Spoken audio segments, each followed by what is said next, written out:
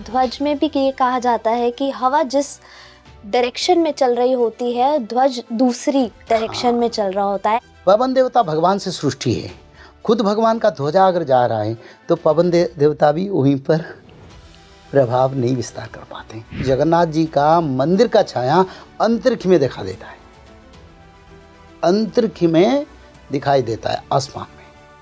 और मैंने देखा हूँ, मैंने 2 बार देख चुका हूँ। फिर आएंगे और उसी समय नील चक्र के ऊपर समुंदर आएंगे और सारा उड़ीसा के समुंदर प्लावित करके ध्वंस करेंगे। ये लिखा है, आगे होने वाला है।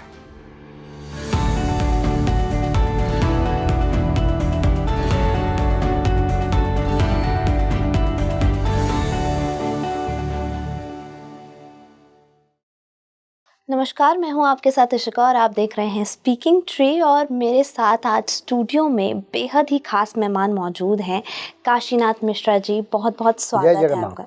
जय जगन्नाथ। आज हम बात करने वाले हैं जगन्नाथ टेम्पल के ऊपर, मिस्ट्रीज जानेंगे उसके बारे में। कई बातें बोली जाती हैं, बहुत सारे मिथ भी उसको लेकर हैं, लेकिन उसमें कितनी सच्चाई है और कितनी चीज़ें उसमें झूठ हैं, वो सब आज हम काशीनाथ जी से जानने वाले हैं। और कुछ ऐसी चीज़ें भी जानेंगे जो शायद आज तक कभी सामने ही नहीं आई। उन सब के बारे में जानने के लिए आपको ये पूरा पॉडकास्ट देखना होगा, क्योंकि ये बहुत ही ज़्यादा सुंदर पॉडकास्ट होने वाला है। तो सबसे पहले तो मैं आपसे ये जानना चाहती हूँ, जगन्नाथ की जब बात की जाती है उसके साथ बहुत सारी मिस्ट्रीज जुड़ी हुई हैं। क्या सब सच है? और अगर ऐसी कौन सी मिस्ट्रीज हैं जो आप हमें बताना चाहेंगे जो शायद किसी को भी नहीं पता है? देखिए, जगन्नाथ जी का सबसे बड़ा मिस्ट्री है, अपने दुनिया में सभी मंदिर दिखे जी। और ये विचारधारा में तो आता है सबसे बड़ा मंदिर जगन्नाथ जी का है। जिस मंदिर का छाया कहीं नहीं पड़ रहा है। इतने बड़े मंदिर है पर उनका छाया पूर्व पश्चिम उत्तर दक्षिण जो द्वार हैं, यानी निकलने का जो रास्ता है, उसी चारों दिशा से कहीं जगन्नाथ मंदिर का छाया नहीं आता जी। ये सबसे बड़ा मिस्ट्री। उससे बड़ा मिस्ट्री मैं बताता हूँ। उससे बड़ा मिस्ट्री ये, जगन्नाथ जी का मंदिर का छाया अंतरिक्ष में दिखा देता है, अंतरिक्ष में दिखाई देता है, आसमान में। और मैंने देखा हूँ, मैंने 2 बार देख चुका हूँ। मतलब वो धरती पर दिखाई नहीं दे रहा है और अंतरिक्ष से सबको नहीं दिखाई देता है। कभी कभी, कभी कभार भगवान का कृपा हो तो आसमान में देख लेगा। वो सारे मंदिर ध्वजा सब दिखाई देगा पूरा। जैसे आसमान को चाहते हैं ना, चंदा मामा को देखते हैं, ऐसे जगन्नाथ जी का मंदिर भी दिखाई देता है। ऐसे प्रभु है। ये सबसे बड़ा मिस्ट्री सब लोगों का प्राप्त नहीं होता है। कुछ भक्त जो, जैसे भगवान ने हमको कृपा की, हम दोबारा दर्शन किए। आपने देखा है? हाँ, देखा है, दोबारा देखा हूँ। कैसा दिखता है? जैसे मंदिर गठन है जी, ऐसे मंदिर है। और मंदिर का ध्वजा भी उड़ रहा है और ध्वजा के साथ मंदिर पूरा आसमान में छाया दिखाई देता है। बहुत बड़ा, करीब 100 फीट 200 फीट का ज़्यादा बड़ा छाया दिखाई देता है। बड़ा आनंद से हमने देखा है। तो ये सबसे बड़ा मिस्ट्री है जगन्नाथ मंदिर का। जी। आपने ध्वज की बात की और ध्वज में भी ये कहा जाता है कि हवा जिस डायरेक्शन में चल रही होती है, ध्वज दूसरी डायरेक्शन में चल रहा होता है। ऐसा, इसका कोई साइंटिफिक रीजन भी नहीं आज तक पता चला। देखो, भगवान का जैसे छाया नहीं पड़ता है, ऐसे भगवान का ध्वजा को हवा भी दिशा नहीं दिखा पाएगा, क्योंकि पवन देवता भी उनका अनुगामी है। देखो, जब सूर्य देवता का आलोक आता है, छोटा इलेक्ट्रिक बल्ब जलने से उसका क्या पावर होता है? क्या होता है? कुछ दिखाई देता है? कुछ दिखाई नहीं देता है। उसका प्रकाश को कोई आइडेंटिफिकेशन नहीं मिलता। ऐसे पवन देवता भगवान से सृष्टि है। खुद भगवान का ध्वजा अगर जा रहा है तो पवन देवता भी वहीं पर प्रभाव नहीं विस्तार कर पाते। इसलिए दिशा है, प्रभु का ध्वजा जिस दिशा में बहना चाहते हैं प्रभु उसी दिशा में बहता है। हवा अपनी इच्छा से चलता है पर उसको विरोध नहीं कर पाता है। जैसे कि सूर्य और इलेक्ट्रिक बल्ब का मैंने इंस्टेंस दिया, ऐसे वायु देवता भी वहीं पर पावरलेस हो जाते हैं। और ये भी कहा गया है कि मंदिर के ऊपर कुछ उड़ता नहीं है, बेशक पक्षी क्यों ना हो। देखो ये तो पहले से था, मंदिर के ऊपर नो फ्लाई जोन है, वहीं पर कोई हवाई जहाज उड़ने की नियम नहीं है, वो तो जोन है नो फ्लाई। और दूसरा कोई पंछी उनके ऊपर बैठने की भी परमिशन नहीं है आध्यात्मिक शास्त्र के अनुसार। पर जिस दिन कलियुग का अंत हो जाएगा, अच्युतानंद ने लिखे थे, नीला चक्रो ने खसिव प्रभु रंगा धर। जिस समय नील चक्र से ध्वजा गिरेगा, उससे पहले नील चक्र के ऊपर गिद्ध पक्षी बैठेगा, और गिद्ध पक्षी बैठा था जगन्नाथ जी के मंदिर के ऊपर। और अभी चील पक्षियों ने जगन्नाथ मंदिर का परिक्रमा करते हैं। इसका कारण आगे विनाश होगा, धरती शमशान बनेगा, क्योंकि जगन्नाथ महाप्रभु की पतित पावन ध्वजा पर अगर गिद्ध पक्षी बैठता है, ब्रह्मांड में मानव सभ्यता के प्रति सबसे बड़ा आपद का प्रमाण है। जगन्नाथपुरी को धाम ऑफ कलयुग भी कहा गया है। देखो, जैसे आदिगुरु शंकराचार्य ने चारों धाम का प्रतिष्ठा किया था, बद्री धाम सत्ययुग का धाम, रामेश्वरम धाम रामनाथ जो है वो त्रेतया का धाम, द्वारिका धाम जो द्वापर का धाम, और जगन्नाथ महाप्रभु को कलियुग का धाम के हिसाब से आदिगुरु शंकराचार्य ने प्रतिष्ठा किया। पर सच में जगन्नाथ धाम एक वैकुंठ है जिसको मर्त्य वैकुंठ कहते हैं या आदि वैकुंठ में। बराह कल्प में जगन्नाथ और महालक्ष्मी ने उस धाम का निर्माण किए थे। तो ये जो चारों धाम आया उससे उसका बाद आया ये तीनों धाम। पहले जगन्नाथ जी का धाम खुद जगन्नाथ जी महालक्ष्मी की इच्छा से निर्मित हुआ था। ओके। लेकिन जब हमने कलयुग की बात की, आपने अभी कलयुग का जिक्र किया, जैसे क्या कलयुग जब खत्म हो रहा होगा तो जो उसके संकेत हैं वो पहले जगन्नाथपुरी से आएंगे? देखो, मैंने तो पहले बताया कलियुग अंत हो चुका है। 1943 से कलियुग अंत हो चुका है। जगन्नाथ जी के क्षेत्र से संकेत सारे जो भविष्य मालिका में लिखा था, नील चक्र पर गिद्ध पक्षी बैठेगा, पतित पावन ध्वजा जो ध्वजा है वो ध्वजा बार बार नील चक्र से गायब हो जाएगा, नील चक्र की ध्वजा को वज्राघात होगा, वो भी हो चुका है, कल्पवट की डालियां टूटेगा बार बार, वो भी हो चुका है, जगन्नाथ मंदिर से बार बार पत्थर गिरेगा, वो भी हो चुका है, अरुण स्तंभ पर गिद्ध पक्षी बैठेगा, वो भी हो चुका है, और जगन्नाथ मंदिर के रत्न चांदुआ में आग लगेगा, वो भी हो चुका है, जगन्नाथ के रत्न सिंहासन पर खून का बूंद बहेगा, वो बार बार हो चुका है, महाप्रसाद में प्रभु नहीं आएंगे, वो भी बार बार होता है। और साथ ही साथ जगन्नाथ महाप्रभु की क्षेत्र की मंदिर के अंदर भक्त मृत्यु लाभ करते हैं, जो मुक्ति का धाम वहीं पर मृत्यु होता है, यानी ये विनाश का संकेत है। अच्युतानंद ने लिखे थे, जब नील चक्र से ध्वजा गिरेगा, गिद्ध पक्षी बैठेगा, कल्पवट का डालिया टूटेगा, तब कल के अवतार होंगे, धर्म संस्थापन कलियुग नहीं रहेगा। हो चुका है, सब हो चुका, और कुछ बाकी नहीं है, अब विनाश। लेकिन अगर ये सब हो चुका है तो अब अगर इस समय की अगर हम जगन्नाथपुरी की ऊर्जा की बात करें तो वो कैसी है? देखो, वो तो तीर्थ क्षेत्र है, और जगन्नाथ जी ने बताए थे इंद्रद्युम्न को, मैं क्षेत्र नहीं छोड़ूंगा, मेरा महात्म्य रहेगा, मेरा पवित्रता रहेगा, मेरे भक्तों का उद्धार होगा। वो भी हो रहा है, पर प्रभु का विनाश लीला भी शुरू हो गया, क्योंकि ये संकेत बारे में आज से 600 साल पहले लिखा था। ये जगन्नाथ क्षेत्र में गंगा जमुना कुआं सूख जाएगी, और 22 पाँच पर भक्तों का मृत्यु होगा, जगन्नाथ मंदिर में भक्तों का मृत्यु होगा, कल्पवट का डालियाँ बार बार टूटेगा, नील चक्र से ध्वजा बार बार गायब हो जाएगा, और अपशकुन पक्षियों ने मंदिर को परिक्रमा करेंगे, और जगन्नाथ मंदिर में प्रसाद में कहीं कहीं समय पर भगवान दर्शन नहीं देंगे। ये तो सब हो रहा है। और कुछ दिन पहले तो जगन्नाथ मंदिर में खून बहा था, आपस में लड़ाई करके उसी मंदिर, मुख्य मंदिर में खून बहा। तो ये समय तो विनाश की है, आप समय नहीं है, शास्त्रों का सारे प्रमाण हो चुका है, कुछ बाकी नहीं है। तो आप कह रहे हैं वहाँ की ऊर्जा अभी अच्छी नहीं है?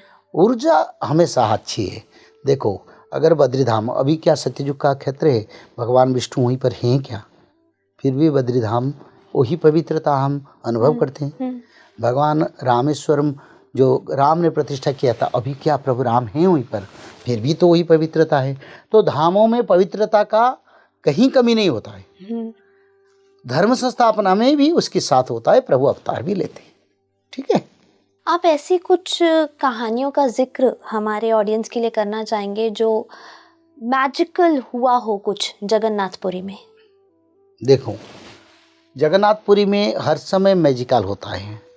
अगर कोई भी भक्त गरीब है, दिन दुखी जाता है, पैसा नहीं, उनको भोजन मिल जाता है, कोई ना कोई आके दान कर लेते, खुद भगवान भी कर लेते। तो क्षेत्र में लाखों लाख लोग जाते हैं तो प्रसाद मिल जाता है। दुनिया में ऐसे कोई क्षेत्र नहीं है यहीं 5 लाख जाएंगे, 6 लाख जाएंगे, 10 लाख जाएंगे तभी प्रसाद मिलेगा, सब खा के आएंगे, वहीं पर प्रसाद का अंत नहीं होता है। तो ये तो सबसे बड़ा मिस्ट्री।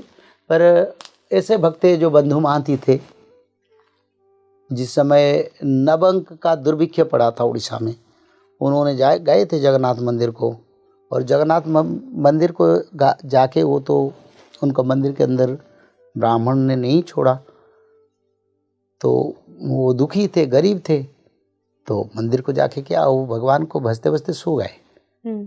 फिर प्रभु आके रात 12 बजे उनको भगवान की सुवर्ण का सोने का जो थाली है उसमें सारे प्रसाद भोजन देके उनको खिलाया, और खिला के फिर प्रभु चल गए। फिर प्रभु जाने का सोने का थाली नहीं गया, तो राजा ने देखे सुबह थाली नहीं है, कहाँ गया। तब चारों ओर उनका सैन्य ने ढूंढे, तो फिर देखे ये ब्राह्मण अपने सर पर वो थाली को देके सोया है। तो फिर उससे निकाला, उसको अरेस्ट किया, बोले तू भगवान का थाली चोरी किया कल रात। तो फिर जगन्नाथ आए, राजा को बताए नहीं ये चोर नहीं है, मैंने उनको प्रसाद दिया था, तो उनको मत मारो, उनको अच्छा खाना पीना भोजन देके सम्मान के साथ यहीं पर रहने के लिए घर बना दो। ऐसे जगन्नाथ जी करते हैं, जिसका नाम बंधु महांती है, बड़ा भक्त है भगवान के। कोई भी भक्त जाता है भगवान जगन्नाथ उसका प्रमाण रखते हैं, क्योंकि नाथों का नाथ हो जगन्नाथ। नाथों का नाथ यानी बद्रीनाथ जी, रामनाथ, द्वारिकानाथ, उसके ऊपर जो है वो भगवान जगन्नाथ। काशीनाथ जी, ऐसा कहा जाता है कि जो कृष्ण जी हैं उनका जो दिल है वो जगन्नाथपुरी में है। बिल्कुल बराबर सही है, क्योंकि देखो भगवान कृष्ण थे आदि विष्णु सनातन का रूप है, जगन्नाथ जी भी सनातन है, और कृष्ण के सारे लीला जगन्नाथ जी ही अभी करते हैं। कदाचित कालंदी तट विपिनी संगीत करवो, मुदा भीरि नारी बदन कमला स्वाद मधुप, जगन्नाथ स्वामी नयन पथगामी भवतु भी। कदाचित कालंदी यानी प्रभु आप कभी कालंदी के तट पर जमुना में नित्य रास कर रहे थे, मुदा भीरि नारी बदन कमला, और आप कभी गोपियों के साथ थे, आज कमला महालक्ष्मी के साथ यहाँ निवास कर रहे हैं, और सारे कृष्ण का लीला जगन्नाथ जी करते हैं। रुक्मणी विवाह होता है, चाप का यानी पसा खेल होता है, होली उत्सव होता है, और जगन्नाथ जी सारे कृष्ण का, जैसे गोपाल बल्लभ भोग सुबह खाते हैं, खिचड़ी पेड़ा ऐसे सब खाते हैं, खई ये सब खाते हैं ना जगन्नाथ जी। ये जगन्नाथ जी गोपाल बल्लभ भोग क्यों खाते हैं? गोपाल बल्लभ यानी भगवान का जो सबसे बचपन की उम्र में जब कृष्ण खा रहे थे वही भोग खा रहे हैं अभी भी कृष्ण के रूप में। जो जगन्नाथ वही कृष्ण है, उसमें कोई अंतर नहीं। अगर हम जगन्नाथ जी की प्रतिमा की बात करें, बहुत अलग है, सबसे अलग है। यहाँ पे ये किताब रखी है जो भविष्य मालिका पुराण है, ये मैं आपको दिखाना चाहूँगी, और इसमें जो आकार है वो बहुत अलग है। अगर आप जगन्नाथपुरी गए होंगे तो आपने ये देखा होगा कि बहुत ही अलग अवतार है। ऐसा अवतार क्यों है ये काशीनाथ जी? देखो जगन्नाथ जी चतुर्धाम मूर्ति, चतुर्धाम 4 धाम, और भगवान चतुर्धाम यानी 4 रूप में वहीं पर प्रकट है रत्न सिंहासन पर। वहाँ जगन्नाथ भी भगवान है, बलभद्र भी भगवान है, सुभद्रा मैया भी भगवान है, सुदर्शन महाप्रभु भी भगवान है, क्योंकि भगवान का अंश के सारी अवतार है। जैसे राम लक्ष्मण भरत शत्रुघ्न अंशन सहित मनुज अवतारा ले हूँ दिनकर वंश उदार, यानी मेरे अंश से मेरे 4 भाई प्रकट होंगे, और ऐसे जगन्नाथ जी की अंश से ये बलभद्र सुभद्रा और सुदर्शन प्रकट हुए हैं। और भगवान का जैसा रूप है, ये रूप इसके बारे में तुलसीदास जी ने रामायण में लिखे हैं। बिनु पद चलाई सुनाई बिनु काना, करई करम कर बिना करई करम विधि नाना, आनन रहित सकल रस भोगी, बिनु बानी बकता बड़ जोगी। यानी भगवान निराकार ब्रह्म के रूप में वहीं पर विद्यमान है, जिसका कोई हम कल्पना नहीं कर पाएंगे, क्योंकि भगवान निराकार ब्रह्म, वो साकार ब्रह्म के रूप में नहीं पूजा पाते हैं, क्योंकि निराकार विष्णु है, उनका आदि अंत कुछ भी नहीं है। तो इसलिए तुलसीदास जी ने लिखे, बिनु पद चलई सुनई बिनु काना, कर बिना करई कर्म विधि नाना। प्रभु का हाथ आधा है, हाथ नहीं है, पर सारा ब्रह्मांड को पालन करते हैं उसी हाथ में। और बिनु पद यानी पैर नहीं है, पर ब्रह्मांड को भ्रमण करते, कोटि ब्रह्मांड को अनुक्षण करते हैं। और कर नहीं है, हाथ नहीं है, और आनन रहित सकल रस भोगी, उनका यानी पेट नहीं है, और सकल रस भोग करते हैं, मुंह नहीं है, सब खाते हैं। फिर लिखें, तन बिनु परसन यन बिनु देखा, ग्रहई घ्राण बिनु बास शेषा, असी सब अलो असी सब भांति अलौकिक करनी, महिमा जासु जाई नहीं बरनी। ऐसे अलौकिक जो करते हैं वो जगन्नाथ है, जिसका महिमा को वर्णन के लिए शिव ब्रह्मा 33 कोटि देवता में सामर्थ्यता नहीं, वही जगन्नाथ है। तो इसीलिए भगवान ने अपनी इच्छा से बड़े बड़े आँखें और बड़े बड़े पाटी और आधा हाथ आधा पैर सब रखे घूमे, क्योंकि जगन्नाथ जी का ये किंवदंती है। इसका मैंने शास्त्रीय प्रमाण नहीं पाया। एक दिन राधा रानी की बारे में भगवान कृष्ण माता रुक्मिणी को बता रहे थे, और भगवान कृष्ण रो रहे थे, और उसी समय भगवान का हाथ टूट रहा था। ये जगन्नाथ जी बाहर में थे, सब सुन रहे थे, और ऐसे ऐसे हाथ पैर सब टूट के फिर जगन्नाथ रूप हो गए। ऐसे किंवदंती, उसकी शास्त्रीय प्रमाण मेरा पास नहीं है। पर बात यही है, जगत का नाथ जो होते हैं उनका हाथ को क्या हम कल्पना करेंगे, उनका पद को क्या कल्पना करेंगे। तो इसलिए तुलसीदास जी ने बोले, ना हाथे ना पदे ना आँखें ना काने ना मुँह, पर ब्रह्मांड का सबसे सुख और सबसे कर्म करने वाले प्रभु सारा ब्रह्मांड को पालन करते हैं।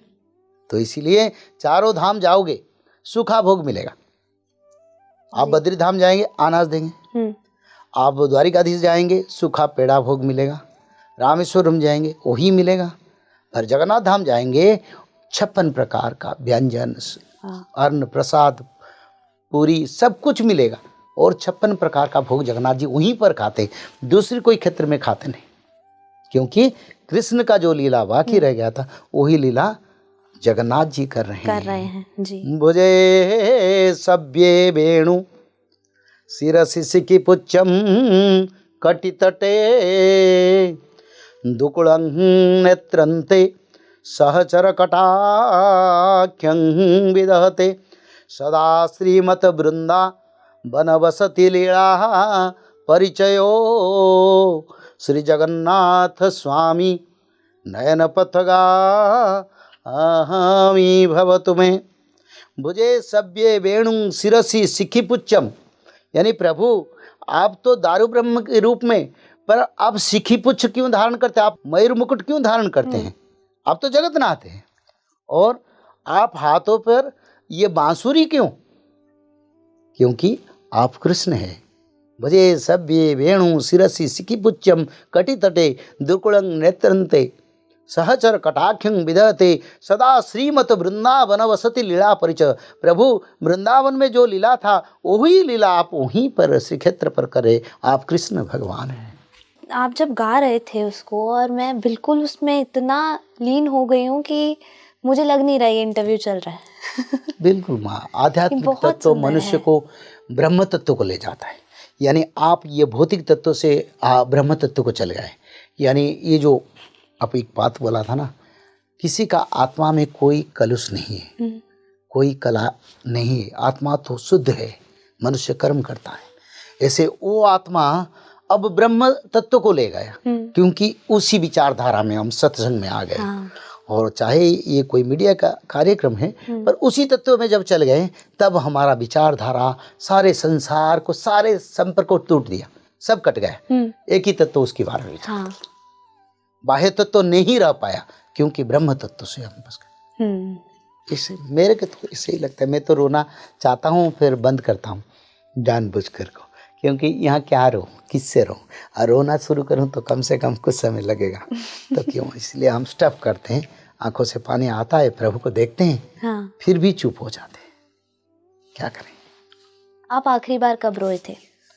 मैं भगवान की वाणी से रोता हूँ। मेरे कोई पितृ मातृ दुनिया में कोई, सबको मैं प्रेम करता हूँ, भक्ति करता हूँ, कर्म करता हूँ, मैंने उनके मृत्यु से कभी रोता नहीं। परिवार परिजन सब चल जाए फिर भी मेरा कोई प्रभाव नहीं है, पर ब्रह्म तत्व का बात आए, भगवान का वाणी का विचार आए, ब्रह्म के साथ पवित्र तत्व आ जाए तो आंखों से पानी अपने आप आता है।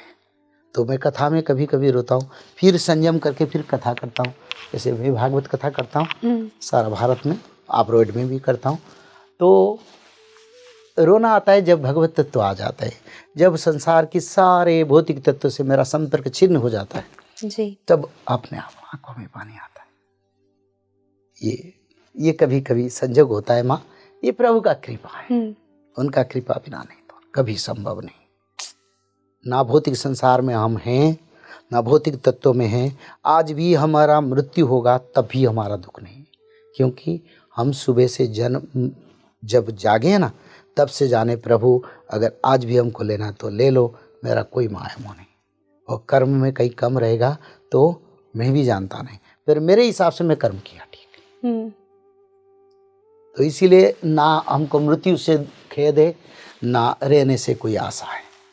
कर्म तो कर्म करते हैं, कर्म के सिवा और कुछ नहीं जानते। कोई मृत्यु है तो हमको दुख नहीं लगता है, क्योंकि हम जानते हैं मनुष्य को एक दिन मृत्यु होगा। हम जानते हैं उसका बाद फिर जन्म होगा। हम जानते हैं कर्म खराब करने से हमको उसी कर्म का फल जम यंत्रणा में जाके भुगतना पड़ेगा। हम जानते हैं हमारी कर्म अच्छा होगा तो वैकुंठ प्राप्ति हम कर सकते हैं। तो इसलिए कर्म के पीछे भागता हूँ, ताकि अच्छा स्टूडेंट की तरह हम भी पढ़ाई करते उसी स्थान जाने के लिए। कोशिश तो जारी है, इच्छा उनका ही। लेकिन काशीनाथ जी, जिस दौर में इस समय हम हैं, जो समय हमारे आसपास चल रहा है, जो चीज़ें हमारे आसपास चल रही हैं, मोह माया से उठना कितना समय लग सकता है एक व्यक्ति को आपके हिसाब से? देखो, बिनु सतसंग विवेक ना होई, राम कृपा बिनु सुलभ ना सोई। सतसंग मूद मंगल मूला, सोई फल सिद्धि साधन फूला। यानी बिनु सत्संग, अगर आपका अच्छे संत से, अच्छे साधु से सत्संग नहीं होगा तो ये भौतिक जो दोष है, भौतिक कर्म है, भौतिक गलतियां हैं, उससे हम दूर नहीं हो पाएंगे। और तब विवेक, यानी जो आत्मा का बात आप कर रहे थे, तब विवेक जागृत होगा। तो ऐसे कोई पवित्र संत से सत्संग होगा, और उसी सत्संग से मनुष्य का विवेक का जागृत होता है, और बाह्य तत्व से वो दूर रहना चाहता है, और धीरे धीरे वो अलग हो जाता है। तो सत्संग सबसे बड़ा है, और सत्संग संसार के सबसे बड़ा मंगल कार्य है, और उससे बिना मंगल कभी मानव का नहीं हुआ है, ना होता है। बस एक सत्संग है जहाँ मनुष्य का मंगल होता है। देखो, नौकरी मिला, कल दूसरा नौकरी जाएंगे, फिर तीसरा को जाएंगे, इट्स ए प्रोसेस है, पर उसका भी कभी एंड होता है। पर भौतिक सुख दे तो क्षणस्थायी है। आध्यात्मिक सुख, जिसका पास आध्यात्मिक तत्व है, वो कभी हारता नहीं, क्योंकि वो सोचता है मेरा प्रभु है, मेरे को कौन हराएगा। और हर क्षेत्र में भगवान को साथ देते हैं और अंत में हाथ को पकड़ के बैकुंठ में लेके उनको चिरंजीवी बना देते हैं, यानी उनको मृत्यु जैसे नहीं होगा ऐसे शरीर प्रदान करते हैं। और उसी शरीर में वो कई अनंत इन्फिनिटी समय जिसके काउंटेबिलिटी नहीं है, यानी उसका कभी समाप्त नहीं होता है, वो शरीर के साथ वो जीवंत रह के भगवान का सानिध्य और सुख शांति भोगता है। जिसका पास ज्ञान कम है वो बोलता है यही हमको सुख है, पर सच में तो सुख है वैकुंठ में, जहाँ मृत्यु नहीं होगा। ये तो रोज मरते हैं, रोज एवरीडे हम मरते हैं जागते हैं, मरते हैं जागते हैं, क्या मिलता है। और दूसरा, मनुष्य जितना दिन बचेगा ना पाप कर्म उतना ज़्यादा करेगा बेटा। इसलिए बड़े बड़े संत कम दिन बचते हैं, ज़्यादा दिन नहीं रहते। हमारी इच्छा भी है, हमको तो 55 साल हो गए, फिर हम चाहते हैं निकल लो, तो प्रभु का इच्छा कब निकले, निकाले नहीं। प्रभु की इच्छा तो है लेकिन हम नहीं चाहते हम निकले। बेटी तुम्हारा इच्छा तो ये पवित्र भाव है, पर देखो जितना दिन बचेंगे कर्म अगर सही नहीं होगा तो हमारा लाभ क्या है, परीक्षा में फेल हो जाएंगे। बिल्कुल, समाज का परीक्षा नहीं है, भगवान का परीक्षा है। और भगवान का परीक्षा में तो कोई कॉपी करके पास नहीं करेगा, उसके लिए सच्चता सही। चलिए एक बार फिर जगन्नाथपुरी लौट जाते हैं। मैं आपसे ये जानना चाहती हूँ कि आपने कलयुग अंत के लक्षण बताए कि ये सब हो चुका है, कलयुग अंत आ चुका है, वो हो चुका है ख़त्म। लेकिन महाविनाश की जब बात आती है, कलयुग जब ख़त्म हुआ तो जगन्नाथपुरी में सतयुग के दौर में जाने के लिए भी कुछ लोगों को या संकेत मिले होंगे कि अब क्या आगे करना है। क्या वो चीज़ जगन्नाथपुरी में हुई है? देखो, जितना सत्ययुग का आगमन का संकेत था मैंने तो बताया जी, और कुछ संकेत बाकी है। 22 पाहाचे मीनो खेलू थी वो सिंहासन रे वरुण ଆଉ ମକା ମଦିନାରେ ଘୋର युद्ध है वो।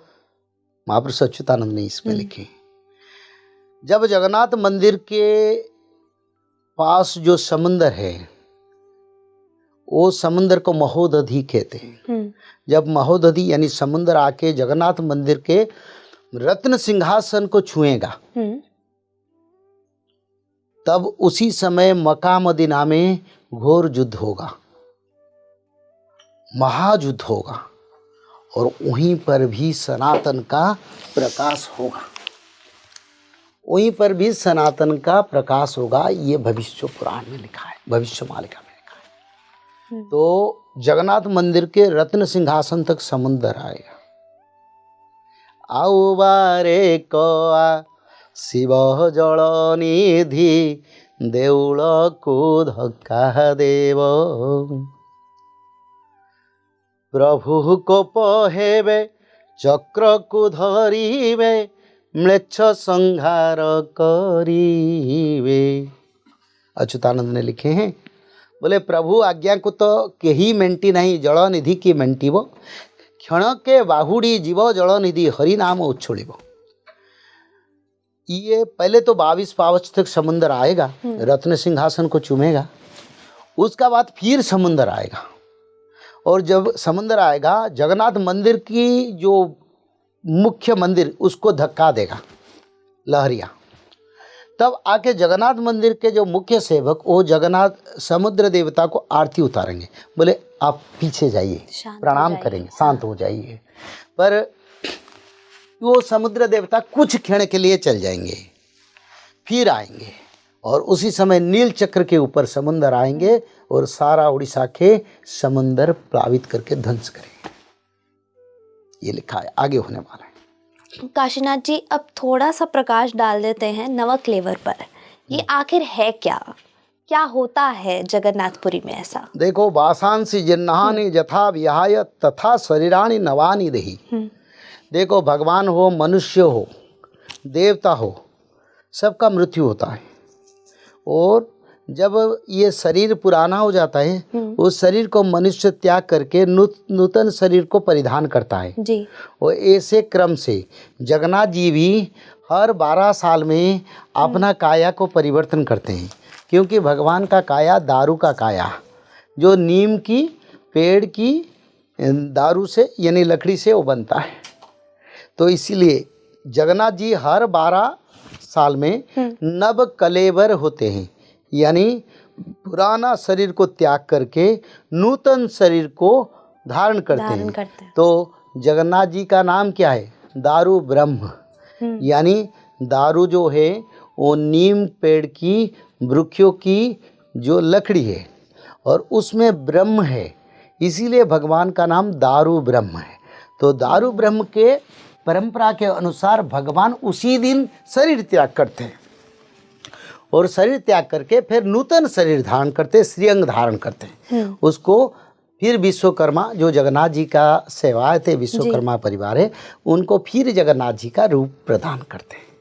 तो ये नवकलेवर हर 12 साल में होता है और कभी कभी उससे 12 साल बाद, उसका नियम है 12 साल, कभी कभी 16 साल, 18 साल, कभी कम से भी आगे पढ़ सकता है या पढ़ता है, क्योंकि जब वो समय आता है, जो ग्रह जोग आता है, उसी समय नवकलेवर होता है। वो कम से कम 12 वर्ष, ये शास्त्रीय विधि है। उसका प्रॉपर प्रोसेस क्या होता है, किस तरह किया जाता है वो? देखो, ये क्या होता है ना, जगन्नाथ जी नवकलेवर होने से पहले जगन्नाथ जी के जो सेवायत लोगों ने, जब ऐसे संयोग आता है ग्रह चक्र में, तब वो जाके जगन्नाथ जी के एक माता है, देवी है, जिसका नाम माता मंगला देवी है। तो मंगला देवी के पास जाके वो रात्र दिन उसकी शरण में जाते हैं, यानी भोजन भोजन ना करके वो उनकी शरण में जाते हैं, ताकि निर्देश करो कहाँ जगन्नाथ जी, बलभद्र जी, माता सुभद्रा जी, सुदर्शन जी का दारू मिलेगा या नीम का जो वृक्ष है वो पवित्र वृक्ष कहाँ मिलेगा।